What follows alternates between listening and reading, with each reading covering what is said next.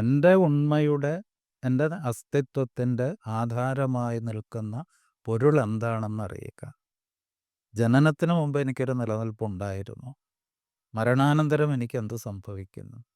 ഞാൻ എന്തിനാണ് ഈ ലോകത്തേക്ക് പിറന്നു വീണിരിക്കുന്നത്? എൻ്റെ ജീവിതത്തിൻ്റെ ശരിയായ ലക്ഷ്യം എന്താണ്?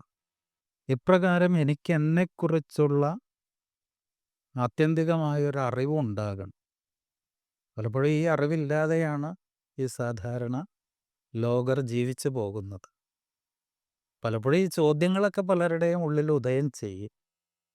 പക്ഷേ നിത്യജീവിതത്തിൻ്റെ ദൈനംദിന വ്യവഹാരങ്ങളിൽ പെട്ടു പോകുമ്പോൾ അവർ ഈ ചോദ്യത്തിൽ നിന്നൊക്കെ മറന്നു പോകും. അവരവരുടെ ദൈനംദിന കാര്യങ്ങളിലേക്ക് തിരികെ പോകും. അപ്പോൾ അതുപോലെ നമുക്ക് ചുറ്റും കാണപ്പെടുന്ന ഈ പ്രപഞ്ചം എങ്ങനെ ഉണ്ടായി? ഇതെന്തിൽ നിലനിൽക്കുന്നു? ഈ പ്രപഞ്ചത്തിൻ്റെ നിലനിൽപ്പിന് ആധാരമായ പൊരുൾ എന്താണ്? ഈ പ്രപഞ്ചത്തിൽ നിരന്തരം നടന്നുകൊണ്ടിരിക്കുന്ന മാറ്റങ്ങൾക്കൊക്കെ കാരണമെന്താണ്? ഈ മാറ്റങ്ങളെല്ലാം ഒടുവിൽ എന്തിൽ ചെന്ന് അവസാനിക്കും? ഈ പ്രപഞ്ചത്തിനൊരവസാനമുണ്ടോ? ഉണ്ടെങ്കിൽ അതെന്തിലായിരിക്കും ലയം പ്രാപിക്കുക?